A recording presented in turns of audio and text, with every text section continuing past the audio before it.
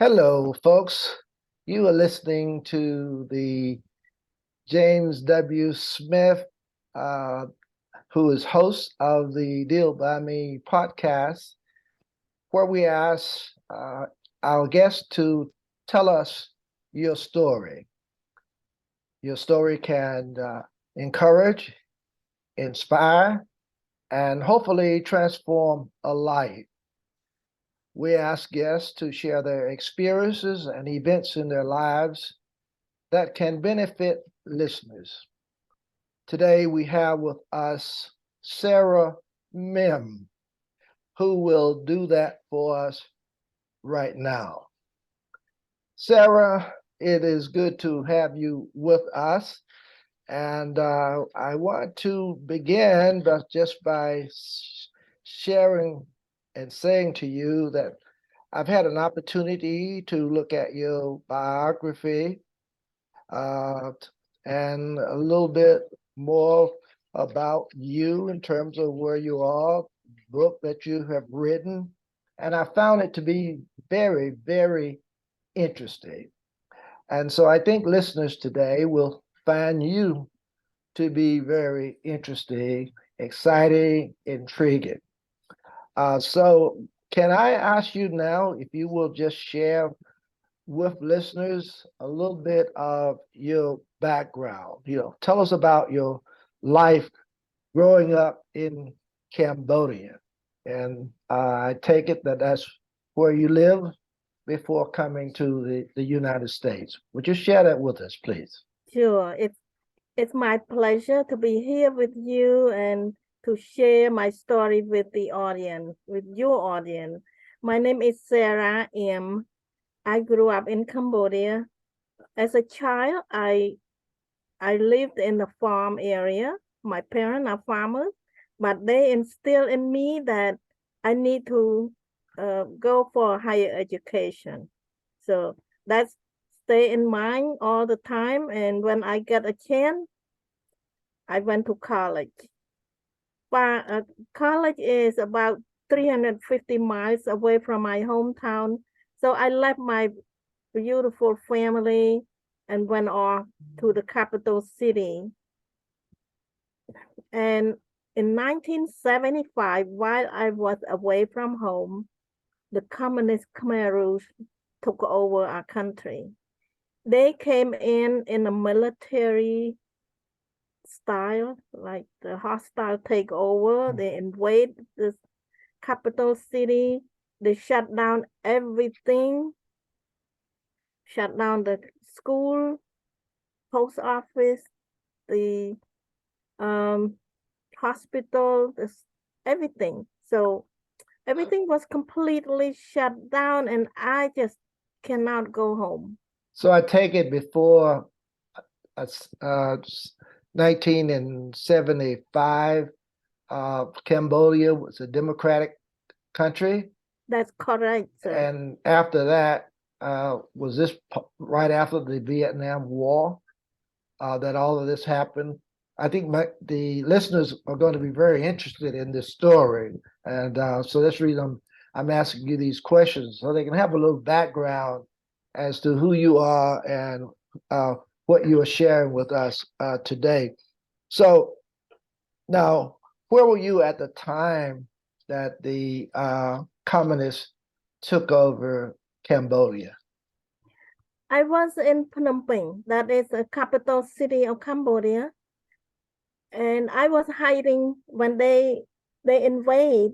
They're the military truck and the soldier marching down the street, and I was hiding in the empty school building to protect myself from the rocket, from the gunshot, and all that. But as soon as they completely took over the whole city, the next day they pursued to evacuate people. So they point the gun at us to get out from wherever we are. So they just say, hurry, hurry, go, go, go. So we very panically just grab a few things that we can hold, we can carry, and we left. We left everything that we ever have and walk off to the street in a very crowded street because everybody need to be on the street and walk away from the city. So it was very miserable, frightening. Now, Uh, was this when you were off in school? Had you gone off to college? Is that what you yeah, said? yeah. Okay, While I was away from my family, I was in college. But that day when they took over, the school was closed. There's no okay. school open. I noticed you say something about killing fields. Uh, what is that? And can you explain a little bit about the killing fields to listeners today? I'm not sure if I am up to speed on what the killing fields uh, were. Can you tell Well, us? yes. The killing field is the name that was given after all it's over, all is done. In 4 years' time, this communist regime was managed to kill 2 million people. Wow. Our country was a small country. Only we have only 7 million people, but 2 million was perished during this time. So at one point, when there's so many people die in a very short time, they don't have time to dig a grave one at a time. They dig a big, massive grave and they throw the dead body into the massive grave. So, So, so that's why the term killing fields is given after all it's over. oh, because this is where basically all of the dead bodies were thrown. Okay, now it makes a lot of sense. I understand that now. What was the hardest hardest thing about this for you to deal with?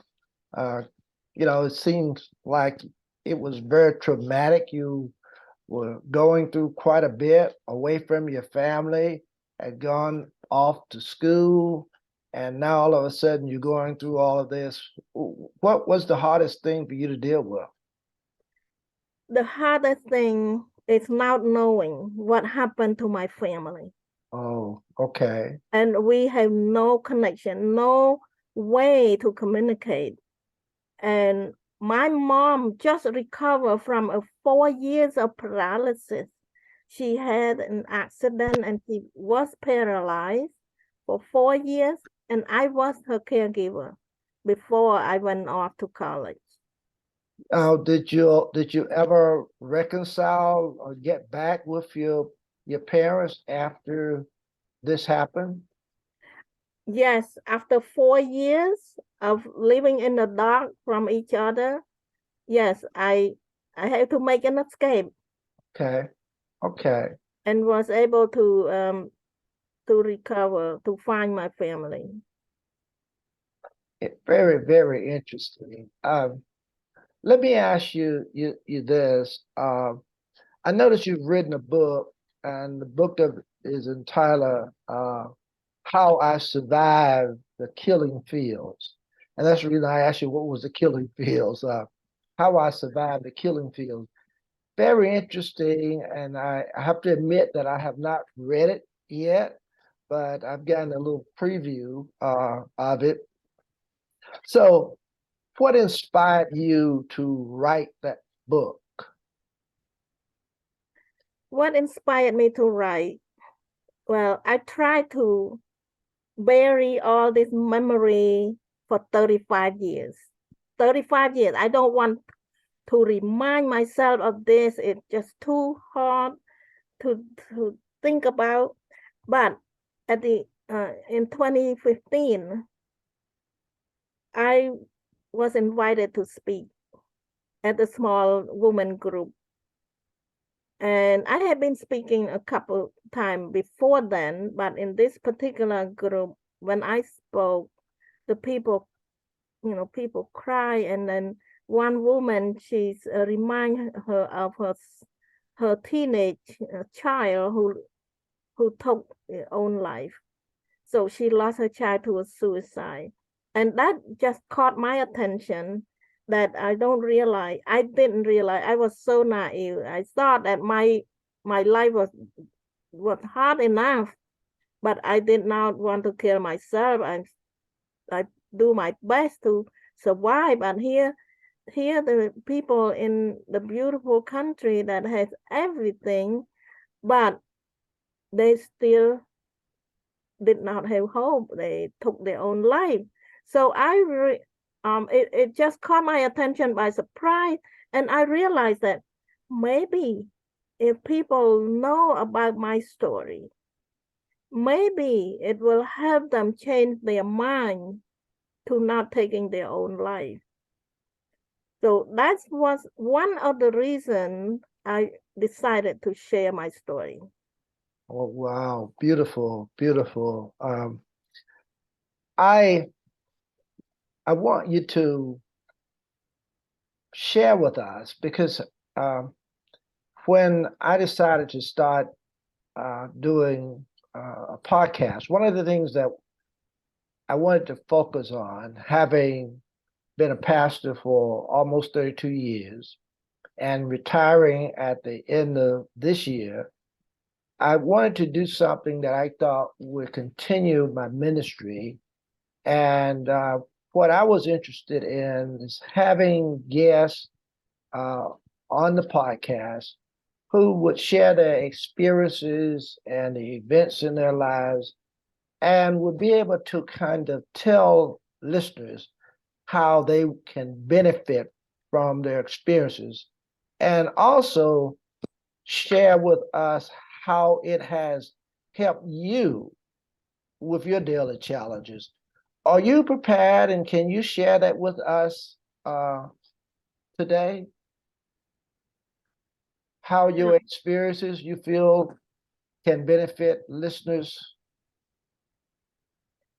I believe so. I believe that in my book, I describe in more detail about how hard a life was in during the time of the killing fields. I use that term now. During that time, I was seriously sick with multiple disease, and I was sent to an infirmary, waiting to die. But I found my way out from there through my prayer. I ask God Almighty to please help me to live. I did not want to die. It was my purpose that I want to live because I want to help out my family. My life is not just for my own, it's for my family as well. So if I die, it hurt my family more than it hurt me, because if I die, it's over. The misery is over. It's a lot easier to just die and let go. But I didn't want to die. So whenever we are facing a hopeless situation, we have to have a purpose for our life, purpose for our future, and that purpose has to be bigger than ourselves. Hmm. My purpose was my family. Okay. It's bigger than myself. I'm not just thinking about my own self. So you're saying that when one is going through a hopeless period in their lives or their life, that it's important to have a purpose bigger than what or who they are. Yeah, Am I getting that correct? yes, that's correct. Okay, okay. Is there anything else you want to share? I think that is really just awesome because I know even when I was thinking about the same thing. I was a compulsive gambler, and I thought about uh, taking my own life at one point, but because I thought about my mom, and what was she going to do if that happened? I was the only child. I was practicing law at the time, but I became this compulsive gambler, committed a crime, and all of this was going through my mind. But it was my thought of my mom, I think, that kept me from doing it. So I understand to have this purpose, that's bigger than you, can kind of keep you from going off the bridge, if that's a good word to say. Yes, Yeah, yeah. Okay. yes. Thank you for sharing that. And also the love. It- So when I thought about my family, I thought about love. I Mhm. thought about how much they love me. Not Wow. not only about how much I love them, it's about how much they show their love to me. And my little brothers that I helped raise because my mom was sick and I was the oldest child. I was I was like handling the whole household duty, including raising my little baby brothers. Let me ask you this. How long have you been here in the United States?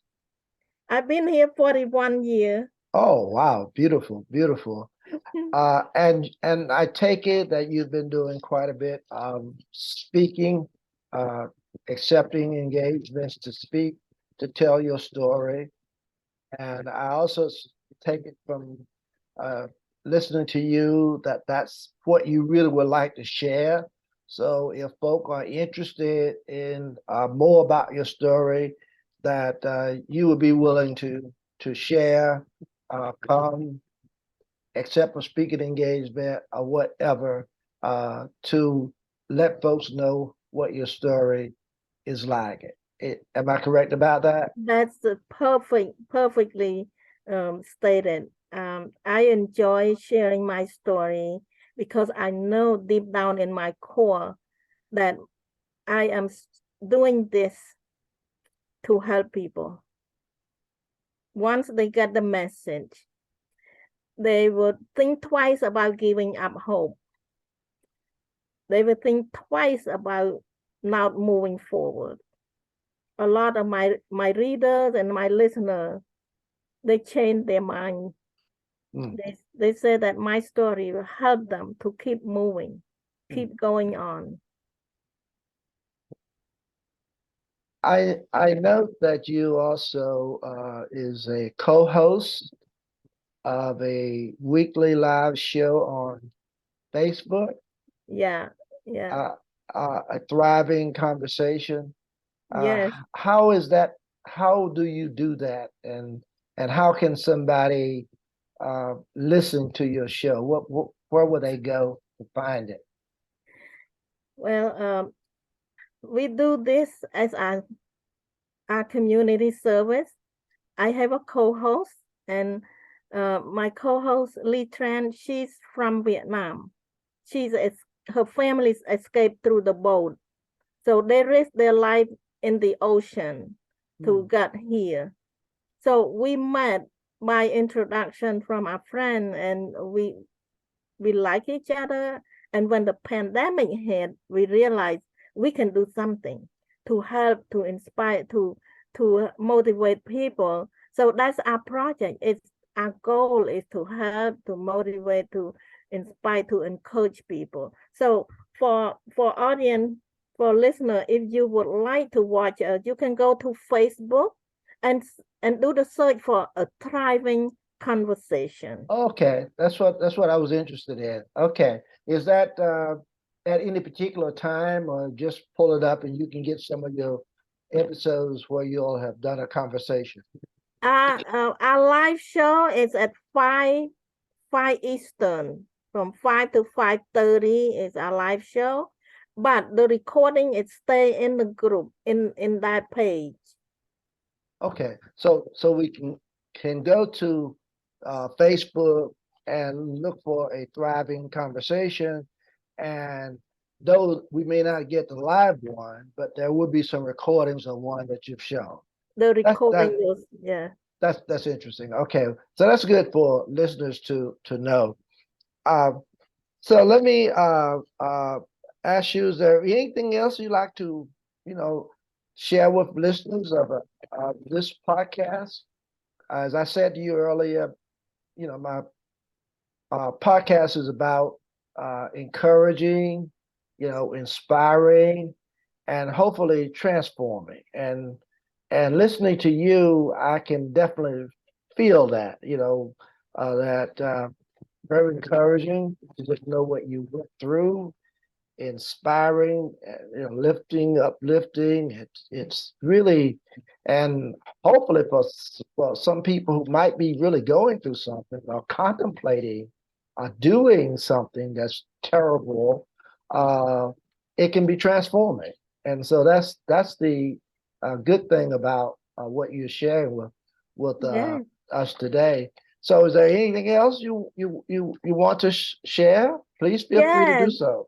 I have one more, a couple more input that if you are going through difficult time, think back when your life has been blessed by God, when you when you were blessed, when you achieve something, so you know that you have achieved something. So when you're going through hard time, but you think of the good thing, Hmm. that will change your mindset. You want to switch your switch to from the dark time to the light time. So you want to turn on the light, but by being grateful. I live a life of gratitude. I did not think about the hardest time in my life that I almost died. I did not think about that. I think about the gratitude, how God pulled me through. He pulled me out from the the destruction to life. So I'm looking my life that way. In any situation, you can always find something good to be grateful for. I feel you. I've been down that road. You know, I've I've written two books myself that deals with some of the same things that you're talking about. So I know exactly uh, where you're coming from, and I do so much appreciate you sharing it with us today. And I'm going to make certain that listeners uh, get a feel for this through Facebook, through Twitter, and whatever way I can share your story. And along the line, hopefully, you will continue to be a blessing to so many folk who I know are going through some difficult challenges, who are even thinking of committing suicide, how something that you've said can help to encourage them, inspire them, and give them what they need not to go down that road. So I'm excited for you. And I want again to say thank you for sharing with us today. And it's just been a pleasure. And there you have it, Sara M. sharing with us today her story, and who is the award winning author of the book, How I Survived the Killing Fields, and also a co host on the weekly live show on Facebook, uh, Thriving Conversation. So please contact Sara M. If you have any questions. Her live feed will be in our podcast. And again, we want to thank her for sharing with listeners today. If you've enjoyed this podcast, uh, we ask you to check our website, uh, dealbyme.com, and also check our books out. Deal by Me, a golden opportunity blown, and Deal by Me, self-evaluation, which is a second edition. And I promise you that you will be encouraged, you'll be inspired, and you will be transformed.